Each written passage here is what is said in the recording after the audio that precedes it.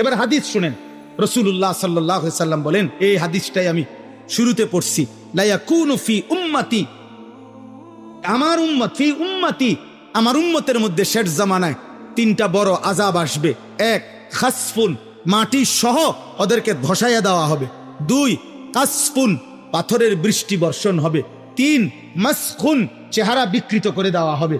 সাহাবারা জিজ্ঞেস করছে, কিলা ইয়া রাসূলুল্লাহ মাতা, হে নবী কখন সেটা হবে?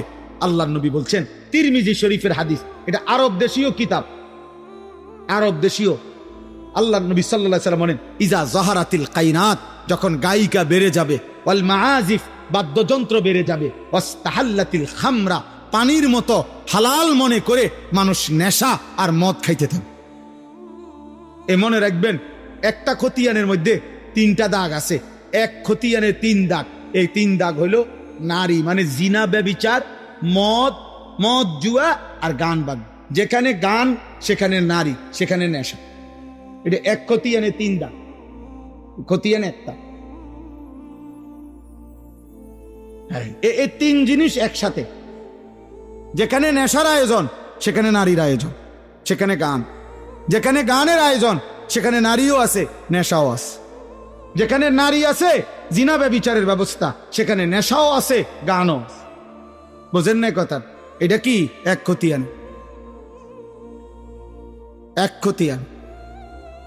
অতএব স্পষ্টভাবে চেহারা বিকৃত হয়ে যাবে।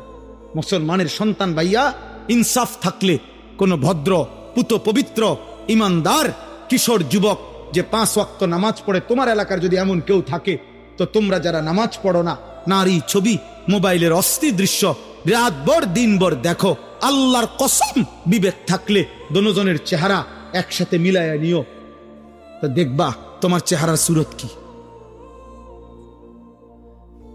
অর্ধেক ডিসকালার হয়ে গেছে, বেডি চাইতে চাইতে, নর্তকী দেখতে দেখতে অর্ধেক চেহারা বসকাই গেছে, চাফা সুফা কড়িমড়ি ভিতরে ঢুকে গেছে অর্ধেক।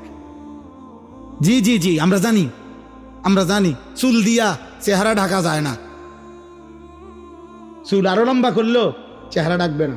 এই জন্য তো তোমার এই ইবলিসে আগেই বলে দিছে, দুষ্ট শয়তানের অনুসারীরা, যে তোমারে কাম দিলাম, এমন করবা, চুল ফিরাইল। আচ্ছা, আমার একবারে বেশি চিন্তা লাগে এটা, আজ বেশি রাইট হয়ে গেছে। এরপর আপনাদের একটা জিগাই আর আমরা অপসরা সিজন, আমরা একটা জিগাই। আচ্ছা বলেন যে এইখানে বৈশা যদি একটা লোক এইখানে দাঁড়াইয়া এই নিজের এই হাতটাকে এমন করে,